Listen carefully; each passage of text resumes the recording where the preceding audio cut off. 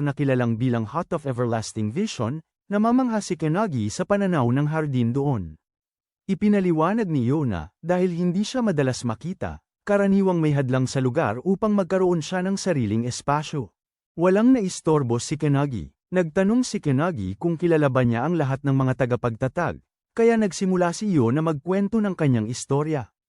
Ipinapahayag niya na siya ay isang ulila, na wala ng pamilya noong panahon ng mga Tore. Iniligtas siya ng mga tagapagtatag at pinalaki. Nagulat si Kenagi nang malaman niya na batang-bata lamang si Yo noong panahong iyon. Nang banggitin ni Yo na 300 taon na ang nakalilipas, mas nang inig si Kenagi, sa pag-unawa na si Yo ay higit sa 300 taong gulang na. Isiniwalat niya na kayang pigilin ang oras gamit ang isang artepaktong nagyayelo ng oras habang siya ay nasa loob ng tanggapan. Nang marinig ni Kenagi tungkol sa artepaktong yun, biglang naalala niya ang mga ito. Samantala, ipinaliwanag ng espiritu ni Henoki kay Valentine na ang artepaktong yun ay gumagana ng katulad ng kanyang kasanayan sa pangangalaga. Sumang-ayon si Valentine, sinasabing sa kanyang kasakdalan, kayang gawin niya ang parehong himala gamit ang kanyang kasanayan. Gayunpaman, nagtataka siya kung saan nakakuha si Yo ng gayong makapangyarihang artifact. Ipinaliliwanag ni Yo na sa loob ng kontrang paghuhula, mayroong isang lihim na division na itinutuon sa pagkolekta ng mga artifact at ang kanilang pagkakaroon ay tinatago. Gayunpaman, inilantad niya na kamakailan lamang ay hinambalos ang pasilidad na nag-iimbak ng mga artifact na nagresulta sa pagkawala ng maraming mga aklat, bumuo ng espesyal na task force kasama si Midori para mabawi ang ninakaw na artifact. Nagtataka si Kenagi kung baka ang pag-atake ay gawa ng 10 Apostles, kaya nga sobrang lakas nila sa kasalukuyang panahon. Gulat si Kenagi sa bilis kung paano ni-deduce ng detective yun mula sa maigsi na usapan. Sa memory ni Eva, natuklasan ng detective na ang boss niya ang nagbigay ng artifact. Isang founder ang nagpaliwanag na imbes na kumuha ng 12 Awakeners na mas malakas kaysa kay Makoto, mas madali para sa kalaban na gamitin ang mga artifact para palakasin ang mga average Awakeners. Tumutugma si Hanoki, sinasabi na hindi kasing lakas ng mga na-encounter nila noon ang dalawang kalaban kumpara kay Makoto. Sumasang-ayon din si Yo. Ipinahayag na hindi nila alam ang pag-iral ng 12 apostles hanggang sa kanilang pambungad sa pasilidad. Ipinaliwanag niya na may parehong kapangyarihan na ng anti-prophecy ang mga apostles ngayon, kaya't hindi sila dapat balewalain. Binanggit niya na pinagsisikapan nilang hanapin ang leader ng mga ito, pero tila ang unang makakarating sa kanila ay si Midori. Una, ito ay nagulat si Kenagi. Samantala, sa Detroit, Michigan, ang mga kalsada ay nakakapanlambot na walang katao-tao. Sa isang lugar na tila nagmumukhang battlefield, biglang lumikha ang isang magulong ensayo ng isang torno, pumipindot sa lupa ng malaking lakas. Sa gitna ng lahat ng ito ay si Midori, na ngayon lang natuklasan ang nakakagulat na bagay. Iniisip nila na ang 12 apostol ay binubuo ng 12 individual, ngunit mayroon din palang ika-30 miyembro. Habang tinatanaw siya sa pamamagitan ng bola, may lalaki na nakahiga sa kanyang kama ng umisi, na hinangaan na mas maaga sa inaasahan ang pagdating ni Midori. Sa masamang tono, pabiro niyang tinatanong kung mas gusto ni Midori ng isang tasa ng kape o tsaa. Walang pag-aalinlangan, pinili ni Midori na siya ay mamatay, tinatawag siyang sa kanyang tunay na titulo, number 0. Lumulunsad si Midori ng isa pang magulong enerhiya patungo sa nalutang na number 0. Ang enerhiya ay napakalaki na, sa malayo, napansin ito ng isa pang miyembro ng espesyal na puwersang pangkat, si Nishina. Kasama rin si Makoto, na nagsasabing ang lungsod ay sinauna na kaya dapat silang ligtas, ngunit siya ay naguguluhan kung bakit gumagamit si Midori ng gayong malakas na atake. Sa kanilang pag-uusap, biglang nilang nadama ang malakas na atake papunta sa kanilang direksyon. Sa tamang oras, tumalon sila palabas sa gusali, na biglang nahati sa dalawa. Ang istruktura ay lubos na nagibangbang sa maraming piraso. Pagdating sa lupa, napagpasyahan nilang iwanan si numero 0 kay Midori, habang sila naman ay magtuon sa pag-handle kay Kamargi, isa sa 12 apostol. Samantala, lumalaki ang frustration ni Midori, hindi niya masalag ang bubble na bumabalot kay numero 0, kahit pagamitin niya ang kanyang pinakamatapang na wind attacks. Nagtataka siya kung epekto ito ng isang skill, o baka isang artifact. Matapos ang kanyang tsaa, lumabas sa bubble si numero 0 mismo, Pinagtatawanan si Midori at tinatanong kung tapos na ba siya. Walang pag-aalinlangan, agad na nagtaas ng wall of cutting pearl si Midori, pinapalipad ang malalaking bato patungo kay numero 0, nag-trigger ng isang bagsik na pagsabog. Gayunpaman, sa kayam-utang ni Midori, lumitaw si numero 0 na hindi nasaktan, casually na inihahalin tulad ang sarili sa isang balyena sa harap ng isda kay Midori. Agad na naunawaan ni Midori na may iba pang paraan ng depensa si numero 0, kahit na wala ng protective bubble. Nakakita kay Midori na nakatayo sa harap niya, nagsimula ng mang-asar si number 0 sa kanya. Sinasabi niya na sa normal na kalagayan, si Midori ay sobrang lakas at nakakatakot na hindi man lang niya ito tinitingnang kalaban. Subalit ngayon, si Midori ay namumuong dahil sa pagkamatay ng kanyang kaibigan. Para kay number 0, ito'y nagpapakita lamang ng kanyang kawalang kwenta. Patuloy pa siyang nagsasabi na mula pa nang isilang si Midori, wala na siyang ibang hangad kundi ang maging isang halimaw na handang makipaglaban. Ngunit, kahit na siya ay inilaan para sa digmaan, siya pa rin ay nabigo sa pagtatanggol sa kanyang mga minamahal na kaibigan.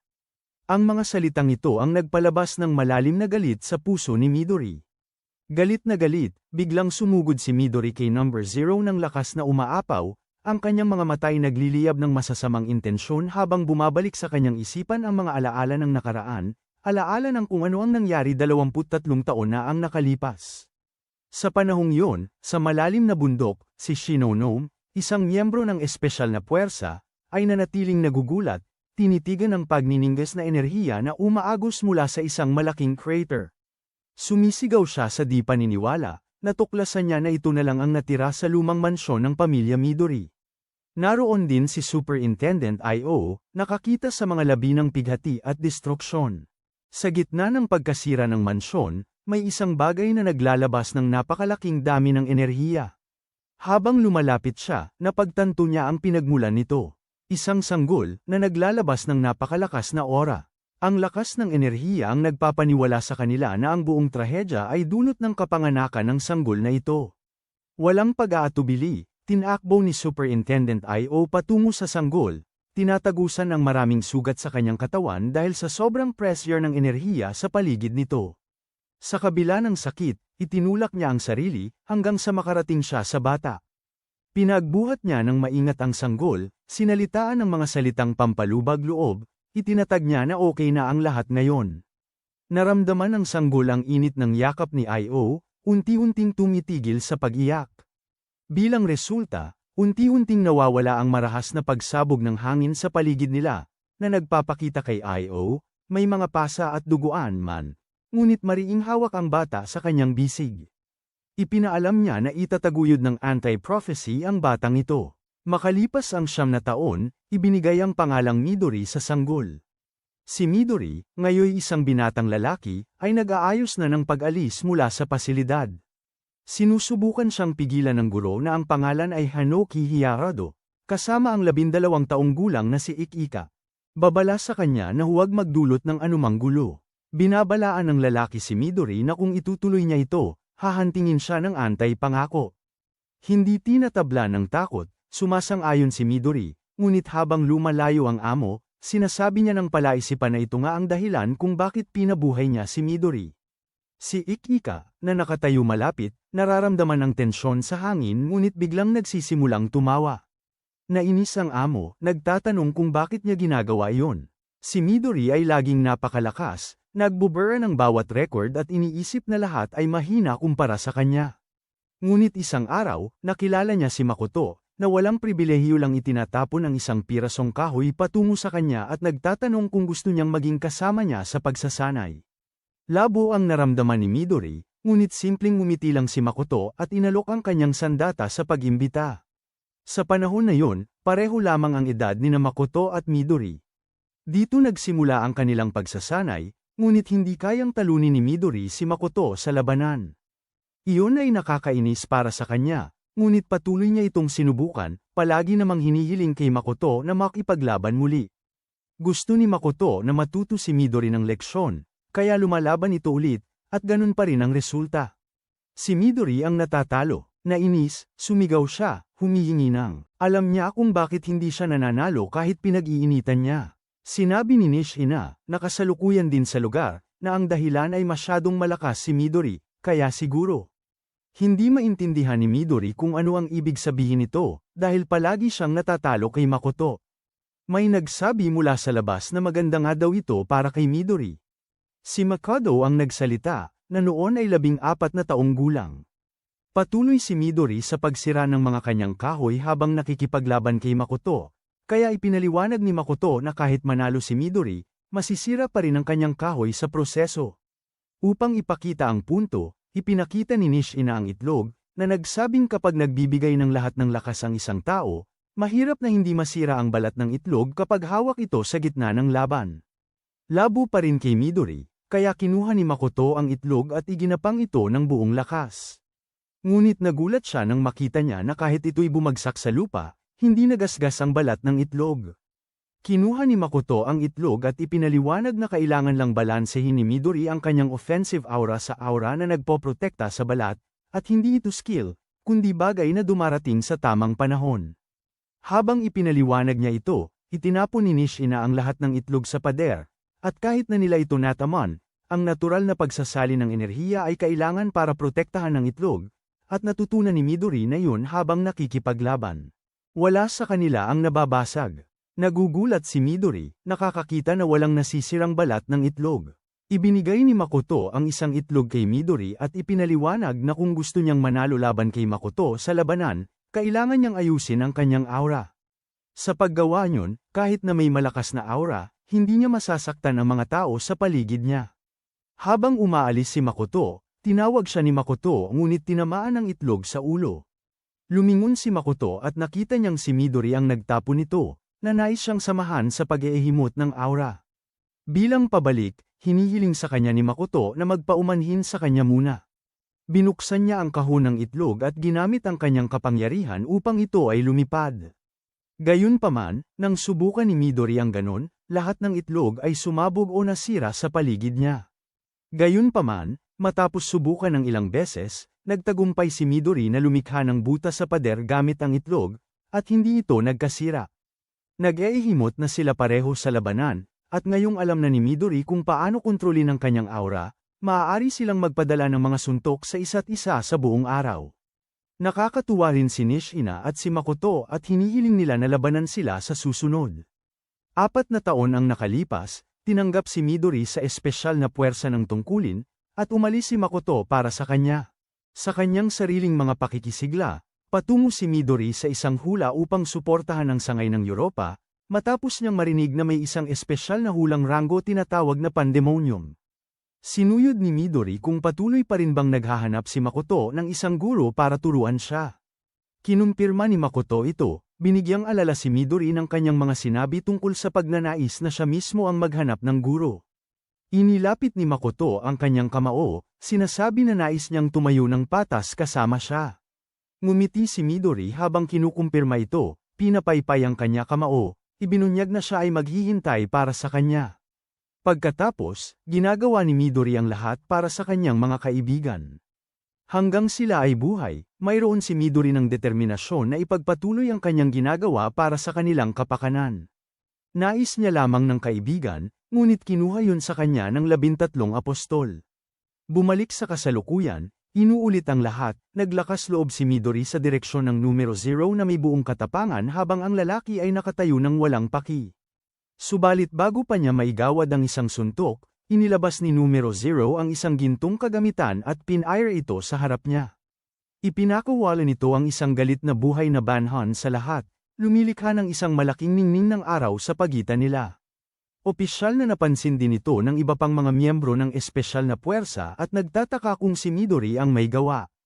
Habang pumuputi ang ningning, nag-iipon. Konti pa lang, nakikita nila si Midori na lumitaw mula dito, sumasabog ng kakaibang subalit malakas na aura.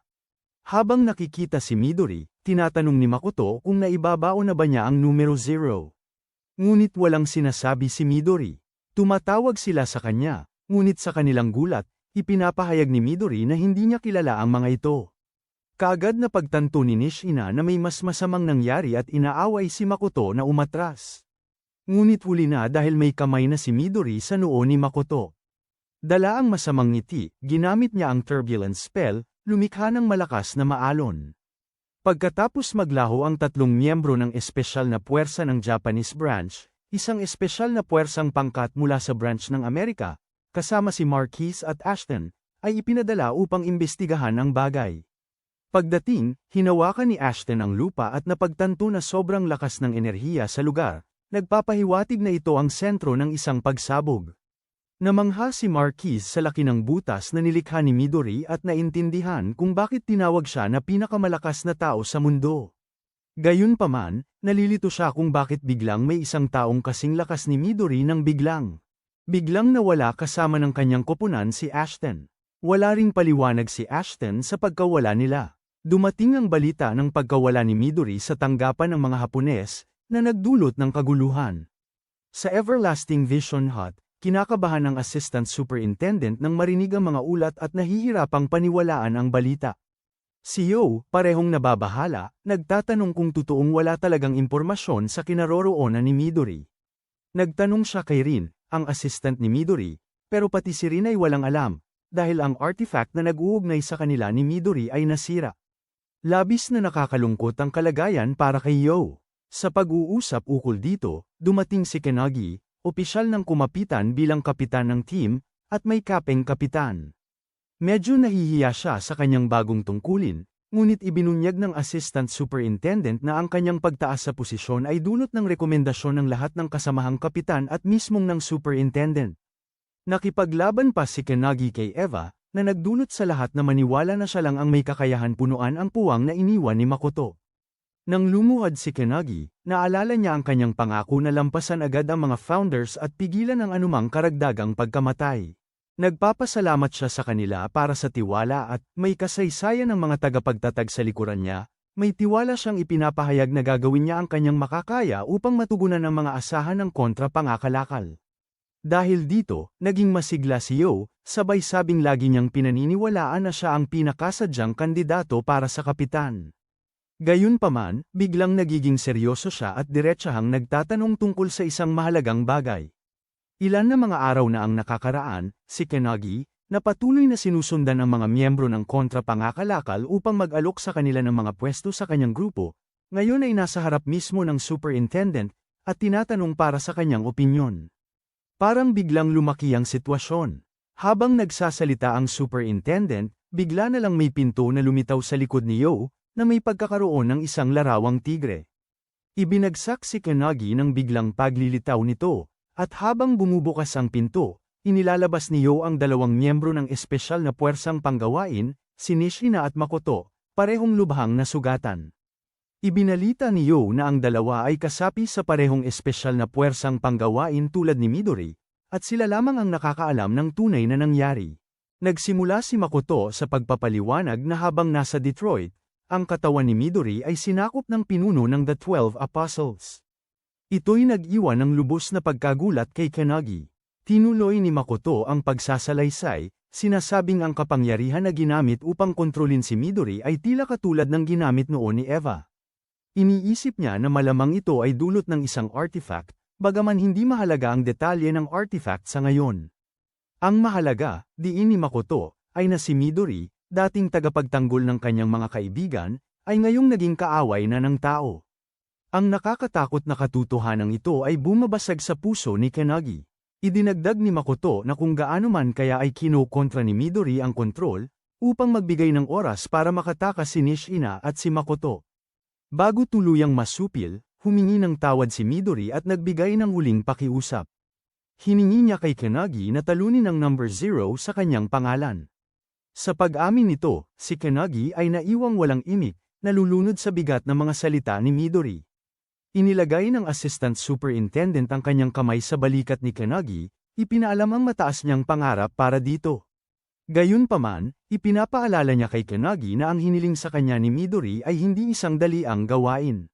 Hindi pa rin natutugunan ni Kenagi ang minimum na 7 miyembro para sa kanyang samahan. Sa ngayon, mayroon siyang si Honda, Akane, at Suo. Ngunit kailangan niyang agad na makapag-recruit ng 3 miyembro pa. Ito ang agaran nilang gawain ayon sa Assistant Superintendent. Nang marinig ni Kenagi ang biglang pangangailangan ng iba pang miyembro para sa kanyang samahan, Nagmadali siyang lumabas upang hanapin ang nararapat na kandidato. Nakita niya ang isang batang lalaki mula sa Habiki Squad at agad niya itong sinugod, anuming sumali sa kanyang koponan. Ngunit ang batang lalaki ay mukhang kabado at nagsimulang tumakbo sa labas, sumisigaw na hindi niya iiwan ang Habiki Squad sa anumang sitwasyon. Sa pag-aakala ng bata na nakatakas na siya, napaharap siya kay Akane, na mahinahon na nakatayo sa kanyang harapan, hawak ang isang sulat ng pahintulot na pinirmahan ni Habiki mismo. Napatigil ang bata, hindi makapaniwala na payag siyang iwanan ni Kapitan Habiki. Ngunit matapos basahin ang sulat, ang pag-aalinlangan niya ay naging gulat nang matanto niya ang kahalagahan nito. Sa pag-aatubili, pumayag siyang sumali sa squad ni Kanagi. Sa ganitong paraan, matagumpay na nakuha ni Kanagi at Akane ang ika-4 nilang miyembro. Samantalang nasa labas, sinusubukan ni Hanada na ma-recruit si Akihina para sa grupo. Ngunit kakaiba ang kanyang paraan. Gumagawa siya ng isang kakaibang, labis na sabayang pagtadyak ng binti bilang paanyaya, na lubos na nakakagulat kay Akihina. Sinasabi ni Hanada na ito ay utos ng kapitan at ipinapahayag na gusto niya si Akihina sa kanilang koponan. Ngunit tumanggi si Akihina, ipinaliwanag niya na ang kanyang layunin ay sumali sa susunod na pagsusulit ng kapitan dahil may bakanteng pwesto matapos mamatay si Todoroki. Hindi natinag sa pagtanggi. Bigla na lang nagtangka si Hanada na sipain si Akihina ng malakas, sinusubok ang kanyang mga reflex. Sa kagulatang ni Hanada, napakadaling iwasan ni Akihina ang atake, pinapakita ang kanyang natatanging kakayahan sa pag-iwas. Nabilib ngunit hindi sumuko, patuloy si Hanada. Si Akihina, ngayon ay nainteres, nagmungkahi ng isang hamon. Sumang-ayon siya na sumali sa grupong may isang kondisyon. Kailangan makaabante si Hanada sa kanya sa loob ng 60 segundong nasa hardin. Kung magtagumpay si Hanada, handa si Akihina na sumali sa kanilang grupo. Kinumpirma ni Hanada kung pwede niya gamitin ang lahat ng paraan para makamit ito, at matapos tanggapin ni Akihina ay nag-umpisa na ang laban. Nasa kapasyahan na, inaanyayahang tawagin niya ang kumikinang na dragon palibot sa kanya, determinado siyang manalo sa laban. Sinimulan ni Akihina ang timer sa kanyang laptop. Sa kung saan saang sulok ng limestone cave ng Anti-Prophecy Unit, nakilala ni Akihina si Captain Surukai, na tila naguhuli sa isang 17th dimensional crack na tinatawag na Underjaw. Ipinakita ni Surukai na minsan nakakakuha siya ng malalaking isda roon. Napansin si Akihina, tinanong siya kung sasali siya sa pagsusulit para sa pagiging kapalit sa Todoroki Squad. Kumpirmado ni Akihina subalit sinabi niyang gusto niyang maging isang kapitan na hindi nais mamatay. Sinagot siya ni Surukai na maaari pa rin niyang marating ang kanyang layunin kahit hindi siya maging kapitan. Ibinahagi ni Surukai na may kakulangan raw si Akihina. Nabigla si Akihina, itinanong kung yun ba ang tingin sa kanya ng kapitan. Habang lumalapit si Hanada kay Akihina, ito naman ay umaatres upang iwasan ang anumang pisikal na pagtama. Kahit malapit na si Hanada sa kanya, hindi pa rin ito maabot si Akihina kahit isang beses. Nagulat si Hanada, natanto na si Akihina ay gamit ang isang uri ng kakayahang iwasan ang mga atake niya. Ginagamit ni Akihina ang Omni-Egos, isang kakayahan na matagal na niyang tinatago sa lahat. Pinapayagan siya ng kanyang Omni-Egos na teletransportasyon sa isang partikular na lokasyon sa loob ng 100 metro na saklaw. Bagaman kailangan niyang bisitahin ang target location sa hindi bababa sa isang beses bago magamit ang skill, kapag ito ay nakaset na, maaari siyang mag-teleport doon ng mabilis at may mataas na precision. Sa kabila ng sunod-sunod na pagsalakay ni Hanada, nagagawa ni Akihina na iwasan ang bawat isa gamit ang kanyang skill. Ipinapakita nito ang hamon para kay Hanada, ngunit tinatanggap niya ito bilang pagsasanay, sa pagtitiyak na sa hinaharap, kailangan niyang makipaglaban kay Midori. Habang nagte-teleport sa paligid at ikinakaiwas ang mga siko, tinatanong ni Akihina si Hanada kung anong redeeming quality ang nakikita niya kay Kanagi. Patuloy si Hanada sa kanyang mga atake, at ipinapahayag na wala siyang alam na tiyak. Siya'y sumasalaksak sa isang sipa patungo kay Akihina at inaamin na alam niya ang ideal squad captain image ni Akihina, upang madagdagan ang survivability ng kanyang squad ng 1%. Pinupuri ni Hanada ito, ngunit sinasabing hindi niya isusugal ang kanyang buhay sa kamay ng isang captain na nagbibigay prioridad sa mahalaga ang tsansa ng pagkaligtas sa lahat ng bagay. Nakakaasar kay Akihina ang kommentong ito, ngunit ipinaliwanag ni Hanada na kung lagi nalang iniisip ang sarili, hindi nila maabot ang mga layunin na nakalaan sa kanila. Habang sinasabi ni Hanada ito, naaalala niya ang kanyang kabataan nang makita niya ang mga bangkay ng kanyang pamilya, pinatay dahil sa isang hula. Dahil sa pangyayaring ito, naging matibay sa kanya ang determinasyon na hadlangan ang lahat ng hula. Sa tulong ng moibong yon, sa wakas ay naintindihan niya na may kakayahan si Kenagi na gawin yon, kaya't napagpasyahan niyang maging kanyang tagasunod. Sa pagkakarinig nito, napagtanto ni Akihina ang kanyang kakulangan bilang isang kapitan, ang kakayahan na maging mapagkatiwalaan ng iba. Habang nakatuon siya sa pag-iwas, alam niyang namamayani siya sa laban at umaasa na magagamit ang usapang ito sa hinaharap. Sa pagbilang na may natitirang 5 segundo, nagsisimula ng magmensahe si Hanada sa kanyang telepono, sabay sabing may darating na tao sa tamang oras. Labis na nalilito si Akihina nang biglang sumulpot si Suo gamit ang kanyang calendula taglay ang Skyfall, tumama mula sa itaas at winasak ang buong hardin kung saan sila'y nakatayo. Ito'y lubos na nawala ang kakayahan ni Akihina na mag-teleport, at inagaw ni Hanada ang. Nagkaroon ng pagkakataon si Hanada. Sumisid siya mula sa gusali at gumamit ng flash kick para tanggalin ang isang piraso ng damit ni Akihina. Natauhan ang orasan, ngunit ang pagtanggal ng tela ay initali bilang isang touch, kaya't si Hanada ang nagwagi. Dumating siya sa ibaba habang tinatanong siya ni So kung sulit ba ang pagwasak sa buong hardin. Biniro lang ito ni Hanada at pinuri si Suo sa tulong nito. Samantala, sa likod, galit na galit si Akihina, ngunit matapos mag-type ng kung ano sa kanyang laptop, hamupa siya at sumang-ayon na sumali sa hukbo ni Kenagi. Nang marinig ito, nag-high five sina Hanada at So, habang dinala naman ni Kenagi at Akane ang isa pang miyembro na si Iryuu, na nakakadena. Namangha si Kenagi, nang makita ang nasirang hardin, ngunit ibinunyag ni Suo na umaasa siya kay Kenagi na sumulat ng sulat ng pagsusulit para sa pinsala. Sinubukan ni Hanada na patahimikin ang lahat, at nagmungkahi na si Rin ang maaaring mag-ayos sa hardin, ngunit ang pangunahing problema ay kailangan pa rin nila ng isa pang tao para sa kanilang koponan. Hindi na alam ni Akane kung sino pa ang pwede, kaya't nagtanong siya kay Kenagi kung mayroon siyang maisa-suggest.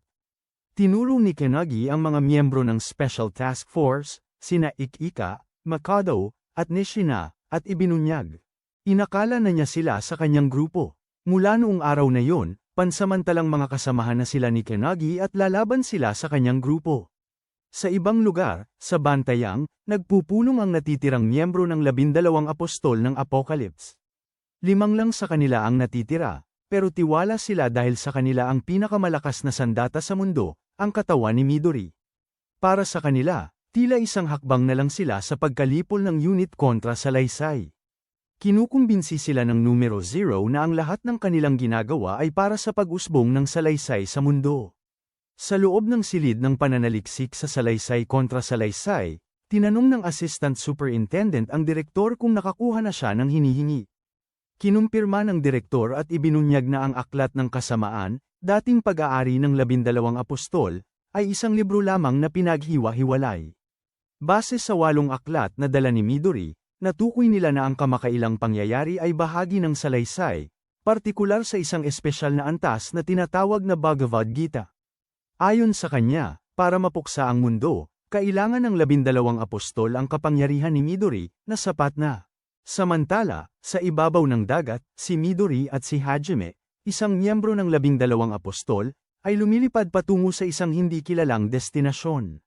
Biglang sumingit si Midori at nagtanong kay Hajime kung nakabasa na ba siya ng Gita, na kung saan tumanggi si Hajime.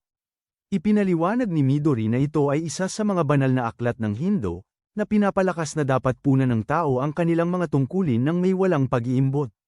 Ayon kay Midori, ang sumulat ng isang hula tulad ng kasalukuyang nangyayari ay malamang na may malalim na puot sa sangkatauhan. Habang sila ay lumilipad sa ibabaw ng Times Square sa New York, isang pamilya ang bumabasa sa kanila, at isang bata ang may kasiyahan na nakakilala kay Midori bilang pinakamalakas sa mundo. Agad sumunod ang mga tao, nag-aalay ng pagsigaw at hinahanap ang mga larawan. Nakanotis din sila kay Hajime at tinawag itong isang samurai. Habang lumalaki ang dami ng mga nag-aabang sa kanilang mga bayani, ibinigay ni Midori ang utos kay Hajime na simulan ang kanilang misyon. Walang pag-aatubiling pinasimula ni Midori ang pagbibigay buhay ng enerhiya sa kanyang kamay, habang ang mga tao ay patuloy na nag-iingay, walang kam-alay-malay sa susunod na mangyayari. Habang isang ama ang nagkuha ng litrato ng kanyang anak kasama si Midori sa background, biglang sumalakay si Midori ng bigla.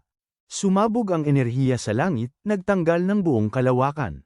Ang bola ay naging isang napakalaking bagyo, at mula dito, si Midori na tunay ay desperadong sumisigaw sa numero 0 na itigil ang lahat. Ngunit, masyado nang huli. Ang numero 0 ay nagtanim na ng kamalasan sa kanila. Sa kantina ng anti-prophecy, si Kenagi ay abala sa pagtuturo ng biglang punta kay Suo, na nagmamadali sa kanya, nagpapakita ng isang bagay sa kanyang mobile. Breaking news ito. Ang New York ay sunog na parang impyerno dahil sa atake ni Midori. Sabi ng ulat na isang awakener ang nag-atake at sinusunog ang lungsod. Samantala, sa Everlasting Hot, si Vice, ang supervisor ng American branch, ay sumisigaw kay I.O. na gawin ang anuman, galit dahil naibuslo lamang ni Midori ang buong lungsod. Sinubukan ni I.O. na panatagin siya, ngunit marami ng buhay ang nawala sa puso ng ekonomiya ng mundo, New York. Ipinapahayag niya na hindi si Midori ang nagdulot ng pinsala, kundi ang lider ng 12 apostol, na siya ang kontrolado ng katawan ni Midori. Ipinaliwanag pa niya na natukoy na nila siya bilang si Warren Hastings, isang Englishman. Iniisip niya na baka kasama niya ang mga mang-aagaw mula sa ibang dimensyon. Nang malaman ni Vice ang pasabog na balita, nagbahagi si I.O. na ang 12 apostol ay gumagamit ng mga artipakto na hindi nasasailalim sa pamamahala ng anti-propacia. Ayon sa kanya, mayroong tao o bagay na sumusuporta sa kanila.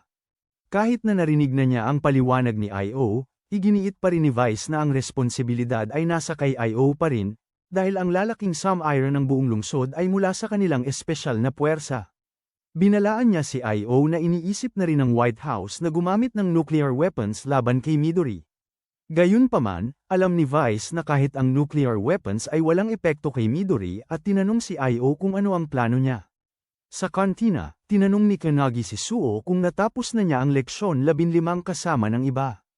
Kinumpirma ni Suo, ngunit nagulat siya nang ang alan siya ni Kenagi bilang bise-kapitan ng grupong Kenagi. Pagkatapos, iniutos sa kanya na magturo sa lahat na magpatuloy sa kanilang mga leksyon hanggang sa matanggap nila ang mga order sa deployment. Nagsuggest siya na palaging mag-away sina Irian at Akihina, kaya kailangan nilang mag-focus sa teamwork upang ma-achieve ang kamahalan. Nagtataka si Suo kung ano ang gagawin ni Kenagi sa kanyang free time, kung saan ibinunyag ni Kenagi na magpapahinga siya, at ngayon, ito ay isang malalim na pagtulog.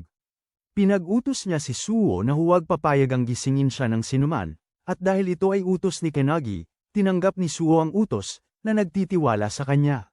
Sa Everlasting Hot, ibinunyag ni I.O. na plano niyang harapin si Midori at ang iba ng diretso gamit ang kanilang pinakamalakas na elite unit squad. Sa tanggapan, makarating si Kenagi sa kanyang silid at agad na nakatulog. Sa kanyang mga panaginip, kinuha niya ang kanyang sandata at nagsimulang mag-ensayo kasama si Hanuki, habang ang lahat ng iba pang mga tagapagtatag ay handang magturo sa kanya. Gayunpaman, sa kalituhan ni Kenagi, biglang sinaksak siya ni Hanuki sa isang iglap. Kaagad siyang nakaregenera, ngunit sinaksak siya ulit ni Hanuki.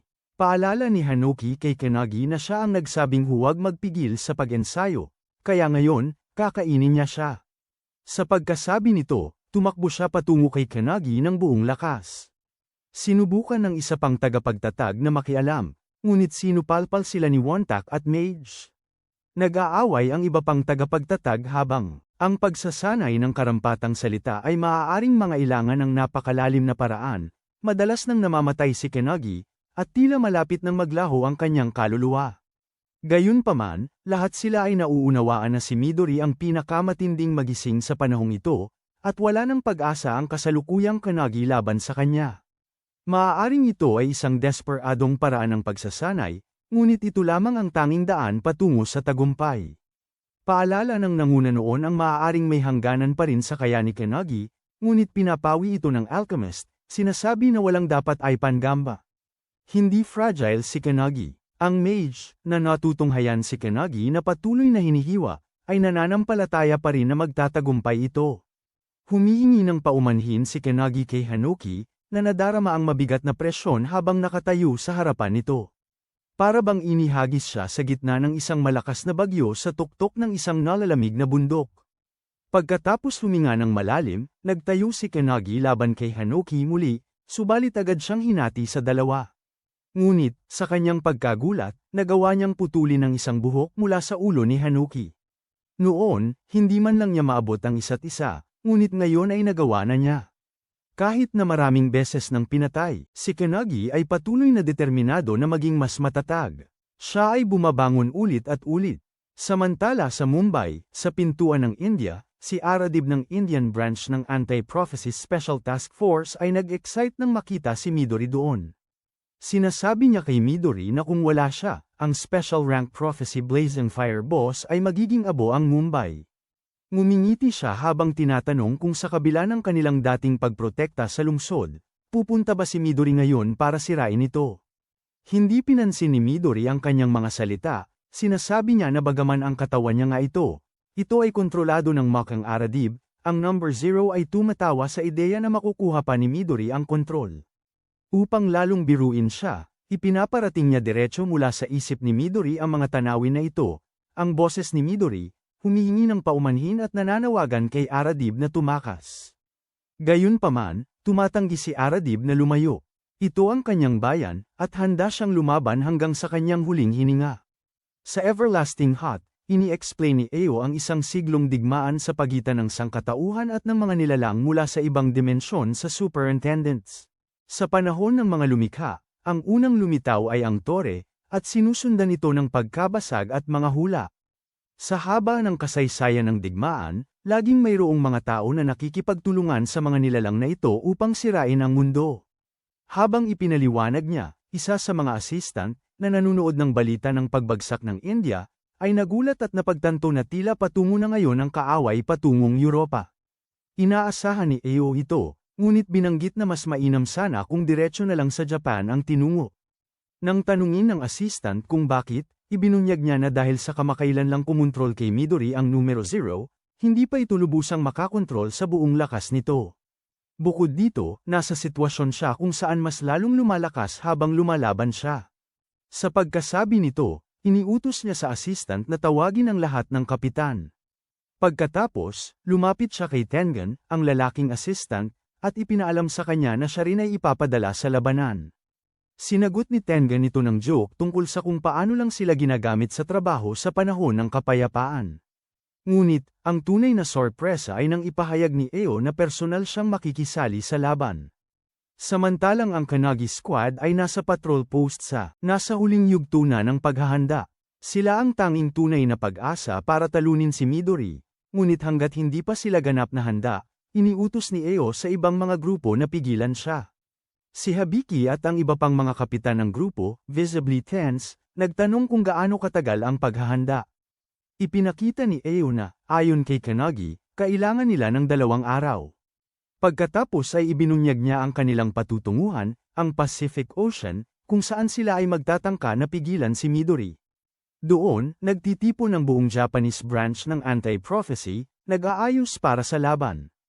Habang papalapit si Midori sa kanila, itinapon niya ang kanyang makapangyarihang turbulent spell diretso sa kanila.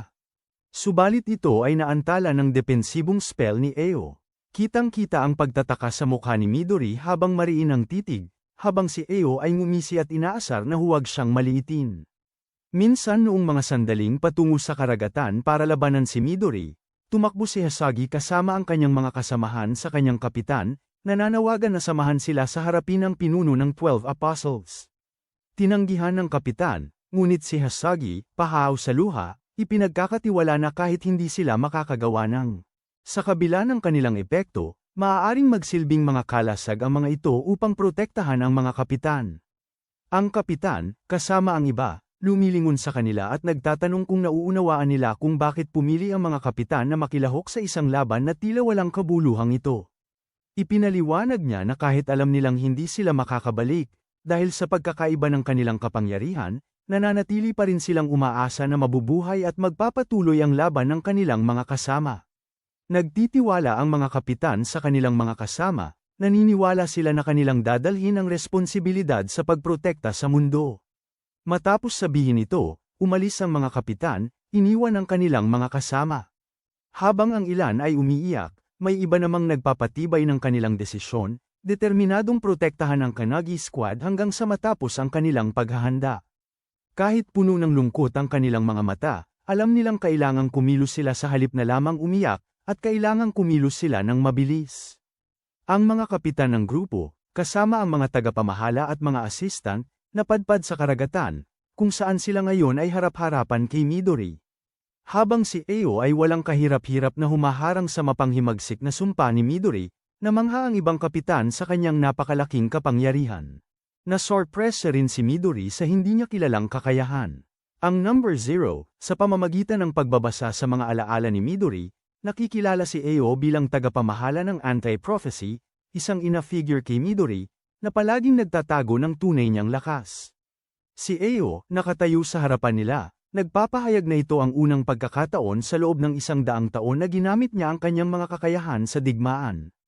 Wala pang kapitan ang nakakakita sa kanyang ganap na lakas dati, pero ngayon, sa harap nila, isinaaktibo niya ang kanyang 8 hanggang 8 mirror spell. Ang spell na ito ay may 2 yugto.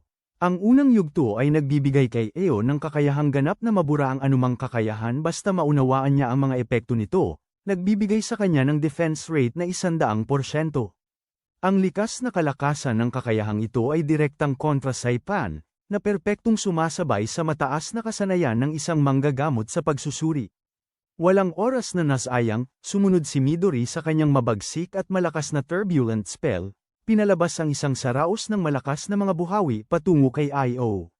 Nakita ng mga kapitan na ito ang parehong kakayahan na sunog sa lahat ng India noon. Gayunpaman, sa kanilang swerte, kilala ni Ao ang kakayahang ito at walang anumang effort na binaliwala ito. Sa ikalawang yugto ng kanyang kakayahan, na nagpapahintulot sa kanya na kopyahin ang isang abilidad kapag na-i-reflect niya ito sa unang yugto. Habang pinapadala niya ang kanyang mga tornado, sila ay nagkakabunggaan kay Midori at ganap na winawasak ang mga ito. Si Midori, na ngayon ay nagfo-focus sa laban, naiintindihan kung paano gumagana ang kanyang kakayahan ngunit nairita habang nararamdaman niya ang mayroong maniniwalaang umaatake sa kanya mula sa gilid. Isa sa mga kapitan ay naglulunsad ng kanyang walang katapusang suntok, pinauusab niya si Midori ng sunod-sunod na mga suntok. Tuwing may suntok na tumatama, nararamdaman ni Midori na unti-unting naninigas ang kanyang katawan. Gayunpaman, kahit na nagbigay ng walang kapantayang mga suntok, nagulat ang kapitan nang makita niya na walang epekto kay Midori ang lahat ng ito. Bigla, ang kapitan ay humawak kay Midori sa ere at sinenyasan ang iba na umatake habang siya ay hinihigpitan.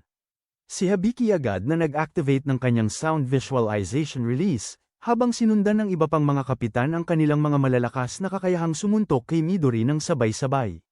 Gayunpaman, sinugpo ni Midori ang mga ito gamit ang kanyang pader ng mga hiwaga ng mga perlas, na lumalabas ng isang malaking pagsabog ng mga tornado na bumabagsak sa lahat ng mga kapitan. Sa paglilinaw ng usok, si Midori ay lumulutang na walang sugat. Tinutuya si Ao dahil dinala ang mga mahihina para labanan siya. Pero habang siya ay nagsasalita, nararamdaman niya ang malakas na aura sa itaas niya. Tumingin siya pataas at nakita ang assistant ng superintendent na sumusama ng napakalaking energy ball na sinlaki ng araw, handa nitong ilabas sa kanya.